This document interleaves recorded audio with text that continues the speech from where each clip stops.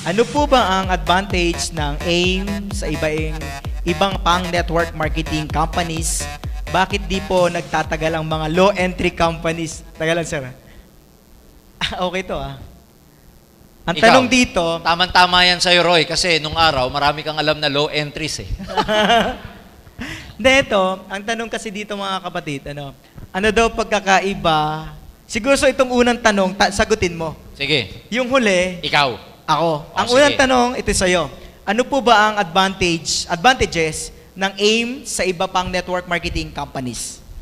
Ano yan? Mahabang usapin yan. Pero again, i-concise ko. Number one, malaking bagay yung extensive experience nung tatlo. Ako, matagal ko nang pinag-aralan ng networking. I train a lot. No? I train a lot of people. Pero ang laking advantage yung experience ni Doc Ed, ni John Esperin at saka ni FM. Nagkaroon ng synergy yung partnership nila.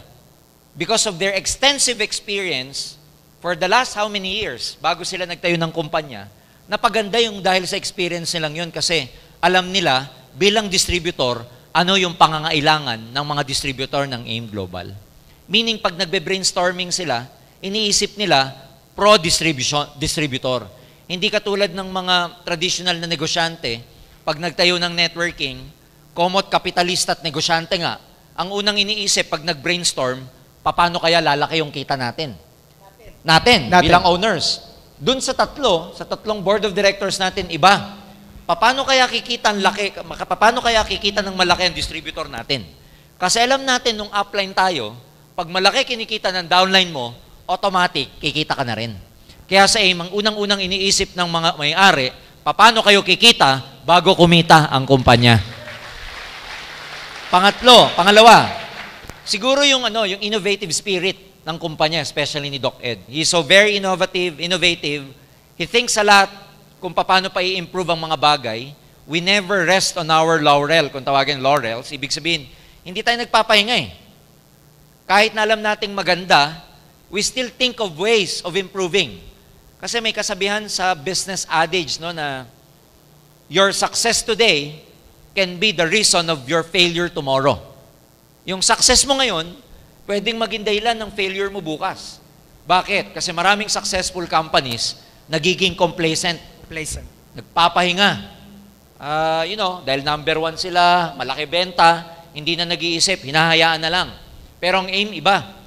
Tayo po, ang advantage natin, we keep improving and we keep empowering our people. Yes, sir. Ako, nabasta ko, aggressive eh. Oo, very aggressive tayo. Yung mga pinapadala-dala.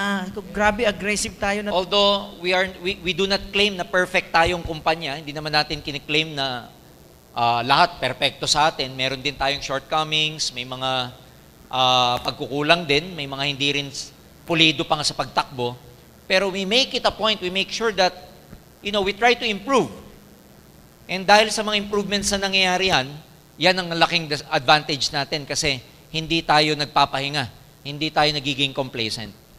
Kaya you will be assured that in the next coming years, lalaki at lalaki palalo ang AIM Global. Lalo na dito sa Laguna. Palaki ng palaki. Palaki to. Ito, bakit di po nagtatagal ang mga low entry companies? Bakit nga ba, Roy? Ewan ko, low eh. Anyway, ako na lang sir, history na lang pag-usapan natin.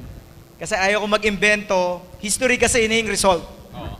Kung makakita mo sir, yung entry from 5,000 pababa, or sabihin natin 5,000 down to 1,000, na may mga networking company gano'n, tama ba?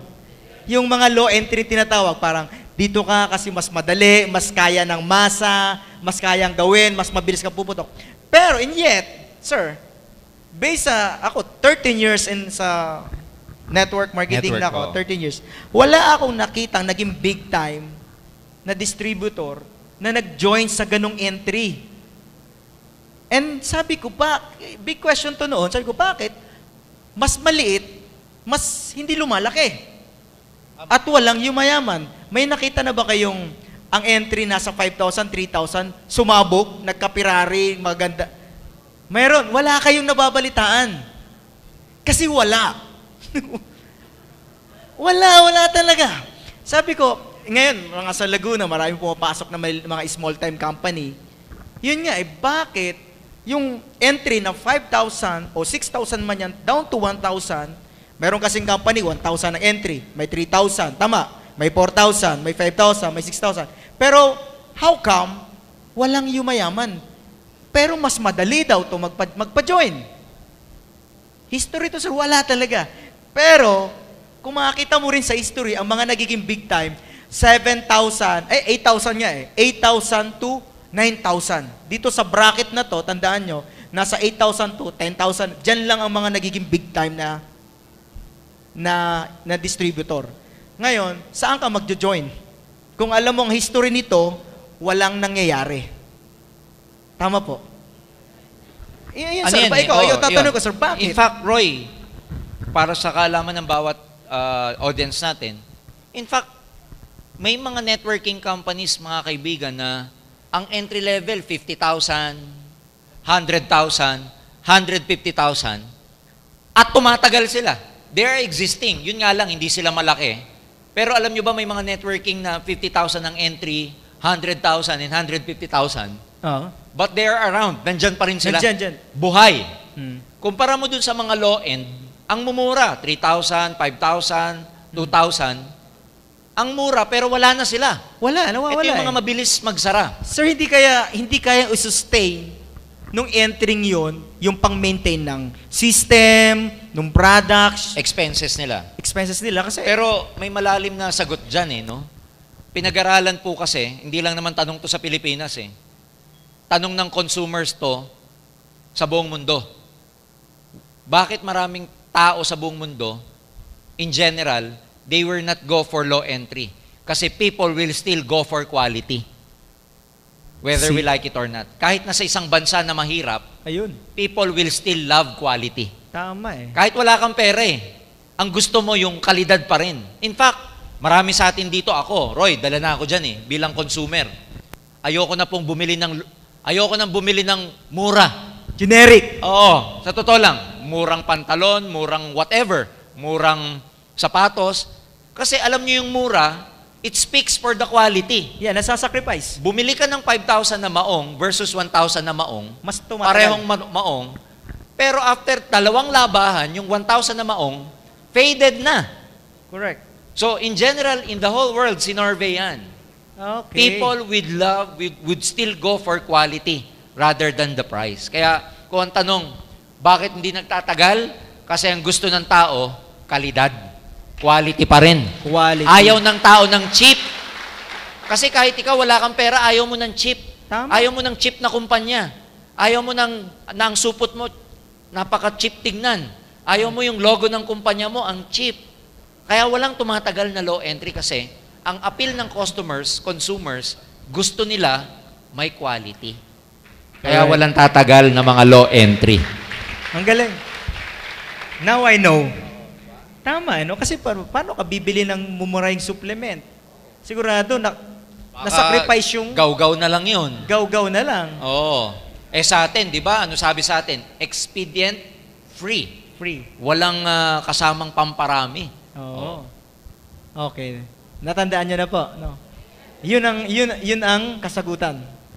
Alright. So, at least pag may mga friend kayo nag-offer, sabi mo, I go for quality. Oo. Sabihin mo na lang, ayoko ng cheap.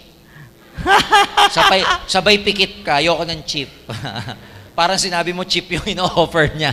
Oh, makita mo pa lang, tama ka yung logo pa lang, mga logo pa lang. Parang hindi ginawa sa PowerPoint. Yeah. Parang hindi ginawa sa Photoshop, sa PowerPoint lang ginawa. Kaya nga. Oo nga, Kasi alam naman natin, quality speaks for the price. Tsaka di ba merong i-entry ka, sabihin, ang products nyo, bigas. Di ba, magdadala ka ng bigas, o 2 package. Paano mo dadalhin niya? Magwa 1-on-1 ka, 2 bigas. Nagkakaturuan nagkakabistuhan Friend, may business ako. Anong product? Friend, bigas. Paano mo ibebenta yung international? Hindi ka na pwede mag-online nun. Papadala ko po to sa LBC, isang sakong bigas. O, di ba? Tama, no? Ay, basta. Low entry. Ayoko niyan. Kasi ako, wala namang yumaman sa low end Yan lang Walang tumagal pati. Saka na-try ko yan. Oo. Na-try ko yan, sir. Kaya nga. Try ko sakto yan. ka. Sakto Sayang ka ang sumagot. oras ko dyan. Sayang. Kasi, pina-soft drinks mo, pinakain mo, yung pairing mo kulang pa. Oo nga.